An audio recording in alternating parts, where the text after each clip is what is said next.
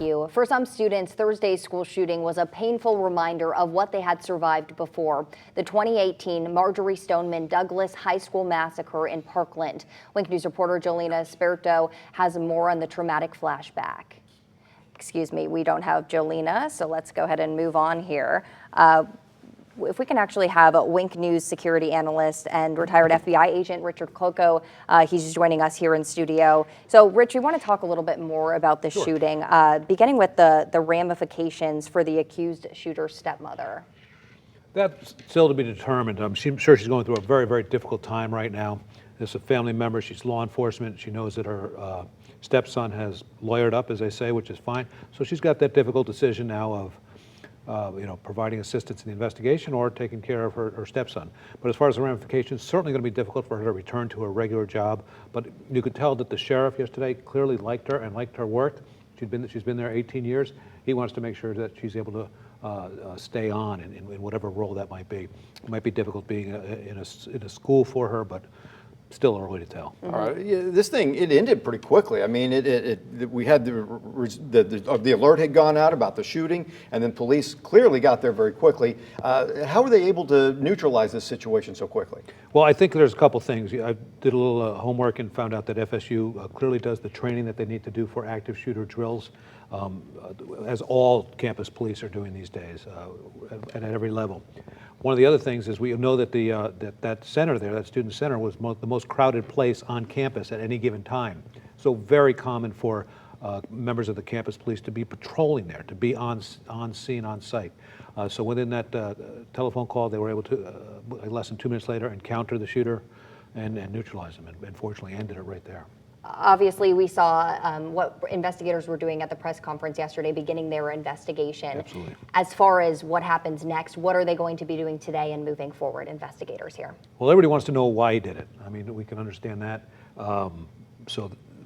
Fortunately, that's an interesting word, but a lot of times the shooters don't survive these incidents. This one's alive, so that will be able to provide more information.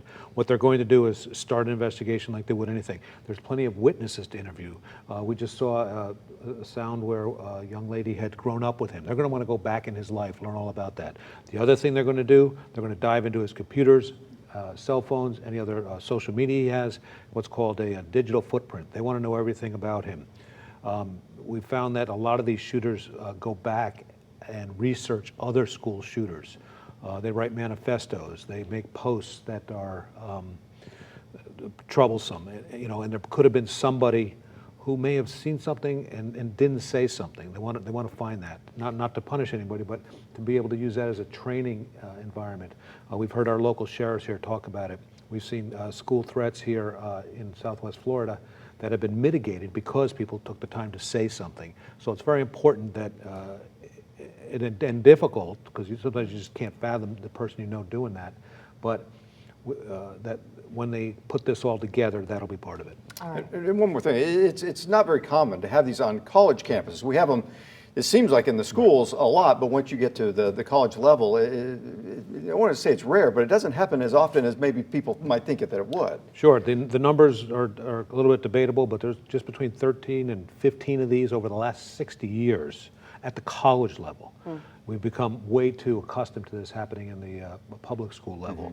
The high schools, middle schools, even elementary schools. So a little bit of difference in hopefully the maturity of the people as they go into these environments, and it changes. But that doesn't lessen the training.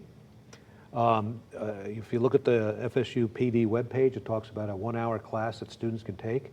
And we've got some FSU folks here that I spoke to and hadn't heard of the class. It's important that they take that class. And when we talk about active shooter situations, that's been a big deal. And everybody's got a responsibility to take care of themselves wherever they are, not just on a campus, not just in a high school. And those are simple little steps that you can take. Going into a movie theater, a mall, a restaurant, a school, knowing where your exits are, knowing who's around you, and just knowing what you have to do to protect yourself. All right, thank you so much. And we talk about the traumaticness of school shootings. For some students, Thursday's school shooting was a painful reminder of what they had survived before. The 2018 Marjory Stoneman Douglas High School massacre in Parkland. Wink News reporter Jolena Esperto now joining us live. Jolena, what a traumatic flashback. Emma, it is already a terrifying experience, but can you even imagine going through it not once, but twice? Now, in Parkland, 17 people were killed when a gunman opened fire with a rifle, firing 300 rounds. It lasted just under 6 minutes. 14 of the people who died were students, and 3 others were faculty. Stephanie Horowitz was a student at the time, who is now at Florida State. She was in the bowling alley of the same building where the FSU shooting happened. When they said that everyone ran, I came out from behind the desk and I looked and I saw crickets and I saw belongings left behind, and unfortunately, due to my previous experience, I knew what that meant, and before I knew exactly what was going on, I just started to direct everybody into the back room to safety.